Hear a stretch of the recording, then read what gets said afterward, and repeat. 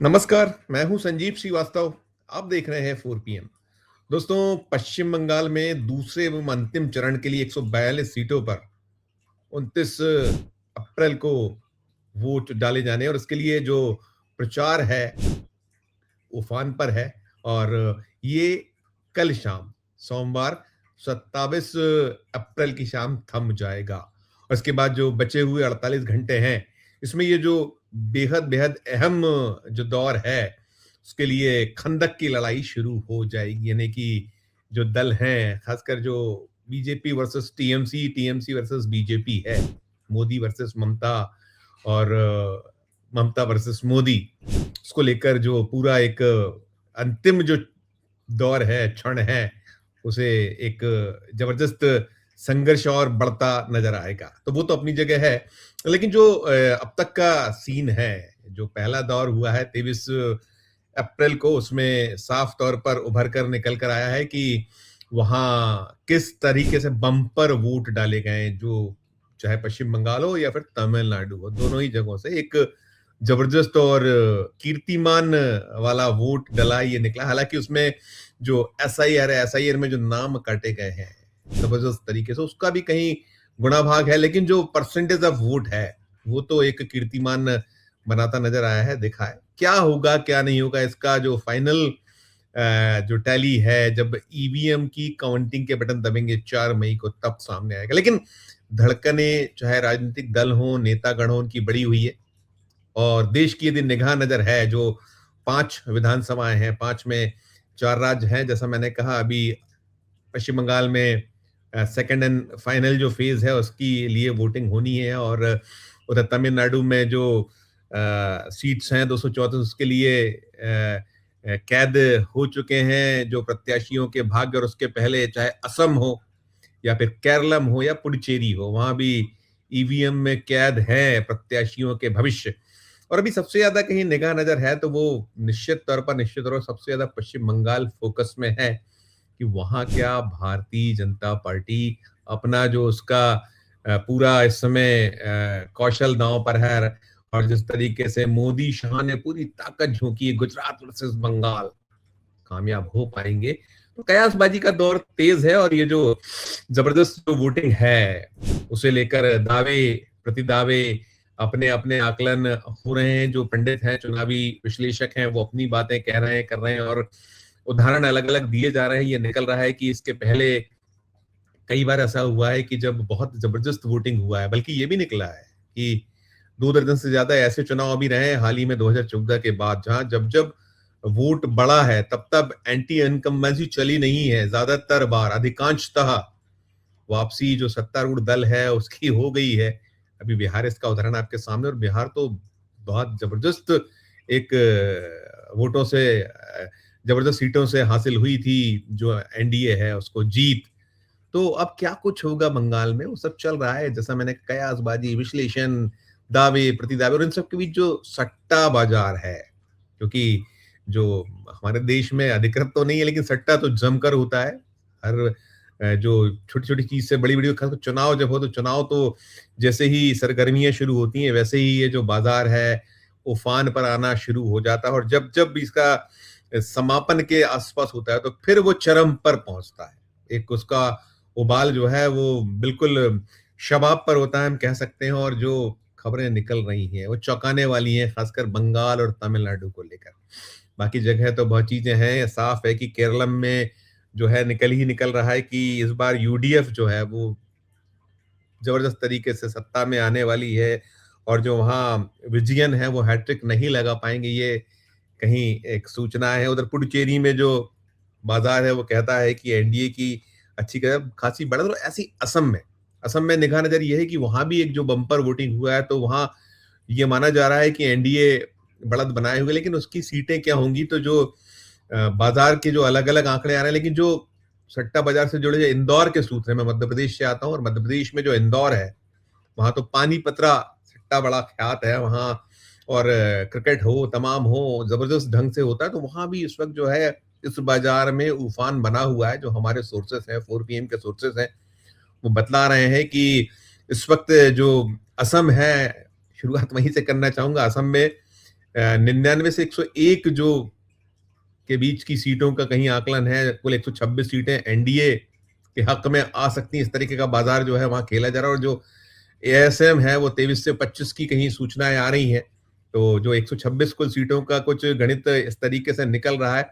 कल्पना करिए कि यदि ऐसा कुछ है तो जो हिमंता बिस्वा शर्मा हैं, जो मौजूदा मुख्यमंत्री हैं, और आपने असम देखा था, असम कैसा गर्म रहा है पूरा का पूरा चुनाव, और जबरदस्त जो हिंदू मुसलमान, वहां तो एसआईआर भी नहीं होने दिया गया था, और उसको लेकर भी बहुत सारे प्रश्न उठे, सवाल उठे। लेकिन अभी जो ये बाजार है, सट्टा बाजार है, वो यही बतला रहा है, और ऐसा है तो बल्ले बल्ले है। और निश्चित तौर पर जो कद है, तमाम जो आप सोचिए, जो Gaurav Gogoi versus chief minister of Assam के बीच, या जो कांग्रेस वर्सेस वहाँ एनडीए है, बीजेपी है, उसके बीच, और जो पवन खेड़ा, आप तो देखा कि किस तरह का पूरा चुनाव के दौरान हमले रहे। एक जो उसकी जो कहीं कानूनी जो दांव पेच हैं, और वो सब अभी चल रहे हैं, सारा कुछ है।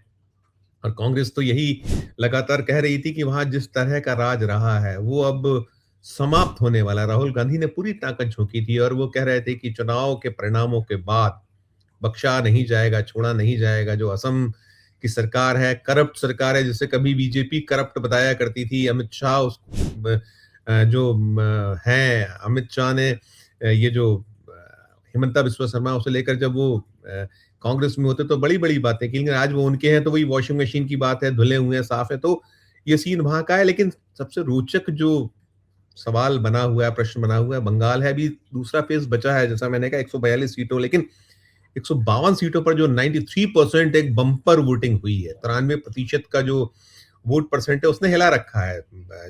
विश्वास जो है, कोई भी दल ठीक से कर नहीं पा रहा है। दावे तो जरूर हुए हैं, कहा गया है अमित शाह की ओर से कि 152 में 110 हमारी हैं पहले चरण की, और दूसरा फेज भी ऐसे ही रहेगा। और उधर जो ममता बनर्जी, टीएमसी है, अभिषेक जो उनके भांजे हैं बनर्जी, वो फरमा रहे हैं कि 127 130 सीटें हमें मिलने वाली। महिलाओं ने बिल्कुल जमकर वोटिंग की, और वहां भी जो, अगर हम बात करें, जो गेम चेंजर हुआ था, जैसे मध्य प्रदेश में रहा था 2023 के चुनाव में, किसी ने नहीं सोचा था कि 164 सीटें बीजेपी हासिल कर लेगी 230 में। लेकिन वो जो लाडली बहना योजना थी, और बंगाल में जो है, बंगाल अलग तासीर का सूबा है। वहाँ ममता बनर्जी भले ही लगातार लगातार सत्ता में, एंटी इनकम्बेंसी की बात हो रही है, लेकिन उनके पक्ष में बहुत सारी चीजें मानी जा रही हैं। जो चुनावी पंडित भी कह रहे हैं, सारा कुछ है कि जो उन्होंने जिस तरीके से एक काम किया, और खासकर महिला वर्ग के लिए जो कार्य किए गए हैं, जो कैश बेनिफिट है, उन्होंने भी उसमें, और तमाम कोणों को उन्होंने चुनाव के पहले, चुनाव के बाद, चुनाव के दरमियान सारी उस एंगल्स को ध्यान रखा है। तो बम्पर मेजोरिटी के साथ वापसी हो सकती है, ऐसा कह रहे हैं। लेकिन जो सट्टा बाजार है, जो 93% वोट है, उसके बाद तो जो हमारे इंदौर सोर्सेस हैं, इंदौर सोर्सेस तो यही बता रहे हैं कि ये हर दिन जो है आंकड़े बदल रहे हैं, और 140 टीएमसी को कहीं दी जा रही है, तो 146 के ऊपर जो है वो बीजेपी को बताया जा रहा था। अब कल्पना करिए, बीजेपी के लिए शायद जो सट्टा बाजार है वो तो निश्चित तौर पर उसकी जो खुशी है उसमें कहीं चार चांद लगा रहा होगा। वहां जो आंकड़ा होता है, मैजिकल आंकड़ा 148 का ही है, तो वो उसके आसपास पहुंचती दिख रही है।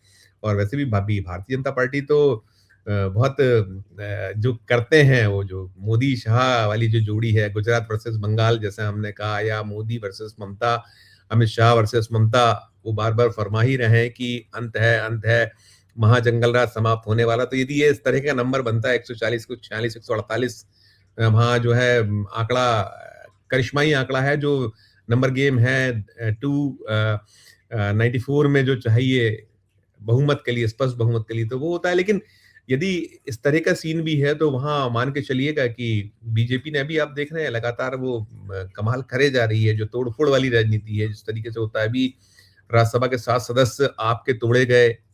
पंजाब पे निगाह नजर है, पंजाब से सूचनाएं निकल रही, वहां के मुख्यमंत्री ने टाइम मांगा हुआ है कि हमें समय दीजिए राष्ट्रपति महोदया। वहां भी तोड़फोड़ की सूचनाएं, संकेत मिल रहे हैं कि वहां विधानसभा टूट सकती है। हालांकि 70 का नंबर चाहिए वहां, यदि जो मौजूदा भगवंत सिंह मान सरकार है उसे गिराना है, कुछ करना है खेल, तो उतना नंबर चाहिए। लेकिन क्या होगा कहने का बाद में, क्योंकि कहा जा रहा है कि वहां जो टूटे हुए राज्यसभा सदस्य उनके बहुत जमकर नंबर हैं विधायकों के, और केजरीवाल को संकट हो सकता है। केजरीवाल भी महारथी हैं, खिलाड़ी हैं वो भी, तो जो वहां होगा होगा। लेकिन मैं तो सट्टा बाजार पे ही केंद्रित करूंगा अपनी खबर, जिसको लेकर है। और ऐसे ही जो तमिलनाडु को लेकर सूचना आ रही, तमिलनाडु को आ रही कि बम्पर एक मेजॉरिटी के साथ, बहुत जबरदस्त बहुमत के साथ डीएमके वहां आने जा रही है, सट्टा बाजार ये कह रहा है। तो कुल मिलाकर जो सीन है, दृश्य है, वो एक सट्टा बाजार तो हाहाकारी जो आंकड़े देने की स्थिति बता रहा है, आ रहा है, जो दिख रहा है। लेकिन ये सब हम इसकी पुष्टि इसलिए नहीं कर सकते, क्या बाजार है, क्या नहीं है, इसका अपना एक गणित है और बहुत बार ये फेल भी हुआ है, अनेक बार पास भी हुआ है। और अब अभी एक जो पश्चिम बंगाल में बचा हुआ सेकंड फेज है, 29 को वोट डलेंगे और फाइनल क्या कुछ होगा, जो पांचों जो विधानसभाएं हैं, चारों राज्य हो गए, केरलम हो गया, तमिलनाडु हो गया, पश्चिम बंगाल हो गया, असम हो गया और उधर जो केंद्र शासित प्रदेश पुडुचेरी है, वो 4 मई को जब ईवीएम की काउंटिंग मशीनों के बटन दबेंगे तब तब साफ होगा। लेकिन जो इस तरह के गुणा भाग हैं, गणित हैं, ज्ञान है, चल रहे हैं, अपने अपने दावे, अपने अपने जो आकलन, चुनावी पंडितों के अपने विश्लेषण, लेकिन जो सट्टा बाजार है, सट्टा बाजार जो सबसे ज्यादा निगाह नजर है वो पश्चिम बंगाल। ये जो इंदौर के हमारे सोर्सेस हैं, वो जो आंकड़े दे रहे हैं, वो है उधर जो फलौदी सट्टा बाजार है, देश का बड़ा जाना माना जो इस बाजार को माना जाता है, उसके आंकड़ों को लेकर भी बहुत बात हुई थी। वो कह रहा है कि दीदी की कुर्सी खतरे में उस ओर से निकल कर आ रही है, बताया जा रहा है, और 150 प्लस के आसपास के आंकड़े भी निकल रहे हैं। तो देखिए क्या होता है, क्या नहीं होता है, किस तरह का एक सीन बनता है। लेकिन कुल मिलाकर चूंकि ये जो तमाम कयासबाजी जो राजनीति है, राजनीति संभावनाओं का खेल है। संभावनाएं ये 2 और 2 कई बार 5 होते हैं और 1 और 1 11 हो जाते हैं। तो क्या सीन बनेगा, क्या नहीं बनेगा, कैसा होगा, जनता ने जो उसकी मन की था अब नहीं ली जा सकती। हमने अनेक बार देखा और बीते काफी वक्त से सारे जो कयास हैं, सारे जिस तरह के मैदानी जो दृश्य दिखते हैं, हम लोग जब पत्रकारगढ़ घूमते हैं, मीडिया के लोग टटोलने की कोशिश करते हैं। अभी तो जैसे ही 29 तारीख को जब सेकंड और फाइनल फेज होगा पश्चिम बंगाल में, तो उसके बाद एग्जिट पोल भी आएंगे। तो एग्जिट पोल के आंकड़े अभी जो 4 जो जगह हो चुके थे पूर्व से चुनाव, 23 को तमिलनाडु भी समाप्त हो गया था और पहला फेज हो चुका था। तो हैं जो एजेंसीज जो करती हैं इस तरीके की जो एक्सरसाइज करने वाली, वो सब वो भी निकलेगा, आएगा सामने 29 को। लेकिन उसके पहले अभी जो निकल रहा है सट्टा बाजार का सीन तो यही बना हुआ है। क्या होगा, क्या नहीं होगा, अंत में पुनः मैं दोहराऊंगा, 4 मई को सामने आएगा जब ईवीएम की काउंटिंग मशीन की बटनों का एक टैली फाइनल वाला दबेगा तब। लेकिन अभी है, दिलचस्प है, एक रोचक स्थिति बनी हुई है।